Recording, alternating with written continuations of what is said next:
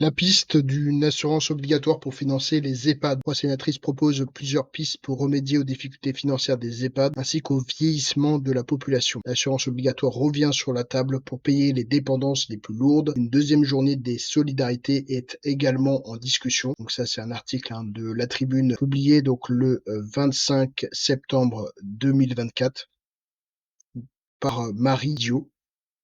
Donc là, on est dans le contexte évidemment de difficultés financières de l'État et aussi dans les résultats de la politique et du système de solidarité français qui est vraiment à bout de souffle sur un certain nombre de sujets. Finalement, en se reposant sur le travail, la croissance et le travail et les cotisations des entreprises et évidemment des particuliers, on se retrouve dans une situation insoluble avec le vieillissement de la population, l'augmentation tout simplement de la population. Donc, il y a plusieurs pistes qui sont proposées. Donc l'assurance obligatoire qui revient en fait indirectement à ce que ce soit un nouvel impôt, et une deuxième journée de solidarité qui serait proposée de manière unilatérale par l'État pour pouvoir de certaine façon gagner, ne pas dépenser ou moins dépenser, reverser tout simplement cet argent qui est collecté pendant cette journée de solidarité. Donc là, l'hypothèse, ce serait de pouvoir faire en sorte que tous les Français, dès l'âge de 20 ans, ceux qui arrivent en fait sur le marché de travail, doivent financer donc tout simplement les retraites, enfin pas les retraites, mais la solidarité future.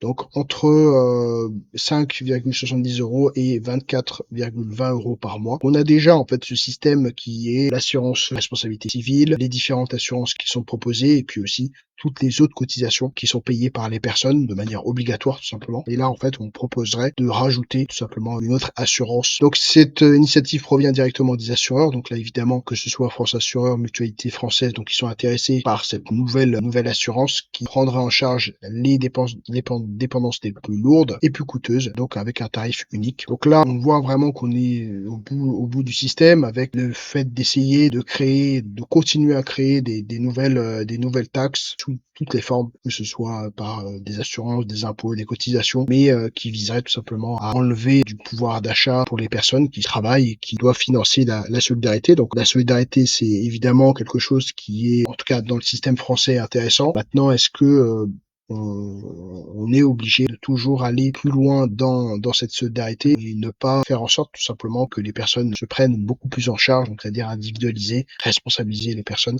Ça, c'est vrai que c'est quelque chose qui est assez important puisque quand on regarde, on a à la fois le système, dire de la sécurité sociale ou des retraites qui permet plus ou moins de financer la vieillesse. Là, ici, on serait sur une cotisation à tarif unique, mais en fait, elle pourrait être, donc c'est une solidarité donc dite universelle. En même temps, on aurait en plus de ça un système assurantiel avec une assurance à tarif unique. Et en plus de ça, il y aurait eu un système un peu à deux vitesses avec une complémentaire qui serait individuelle. Là, en fait, on essaie de trouver des solutions et de multiplier les solutions potentielles. N'hésitez pas à liker, à vous abonner et puis on se retrouve bientôt pour une nouvelle vidéo.